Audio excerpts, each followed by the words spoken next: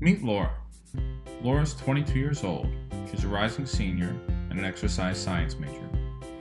Laura's the oldest of three daughters in her family, and she's a first-generation college student. She currently holds a 3.5 grade point average. Laura's also a Division II college athlete. I knew the student-athlete experience was challenging, but talking with Laura piqued my interest in just what made it difficult for the students who choose this path. So again, I want to introduce you to Laura. This story is for her.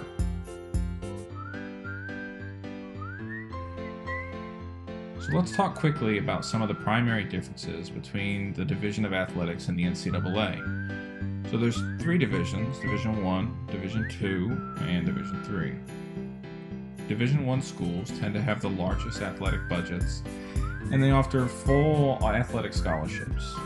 You'll see a lot of Division I athletic programs on Saturdays in college football season or throughout the week during college basketball season. Division II athletics, they can award partial athletic scholarships, and they boast much smaller budgets. These scholarships often cover meal plans or like partial tuition waivers, things like that.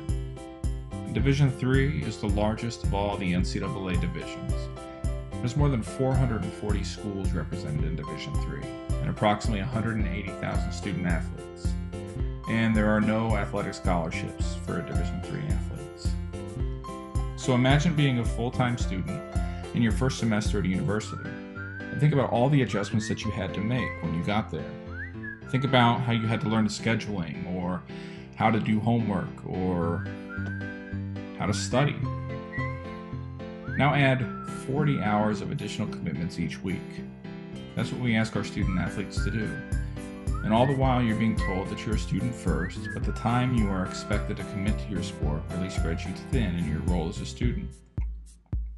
Laura shared that she really struggles with this, especially during the season.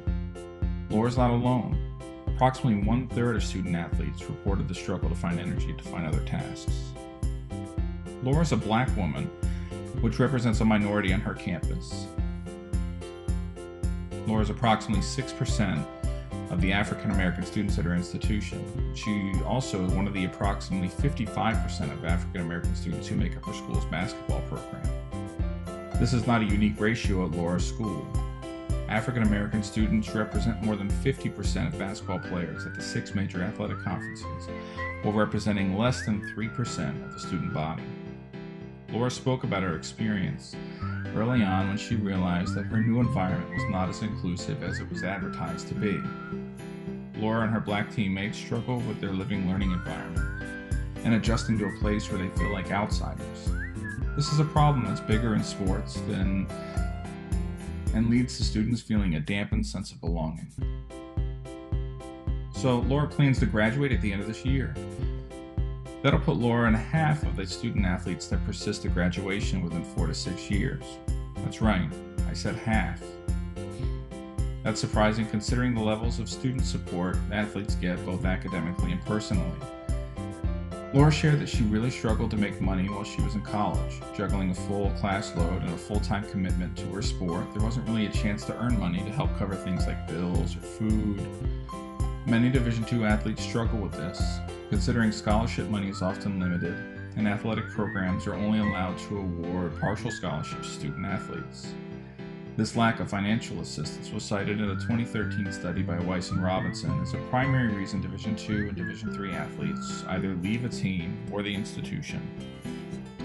This wasn't Laura's case, but it was a challenge. Injuries was also cited as another reason student athletes do not persist to graduation. Laura is currently working her way back from an injury that claimed her entire junior year. This happens quite frequently and remains a challenge for all student athletes. So being a student athlete can be a very rewarding and meaningful experience for many students, but it can also present challenges that some students will find insurmountable.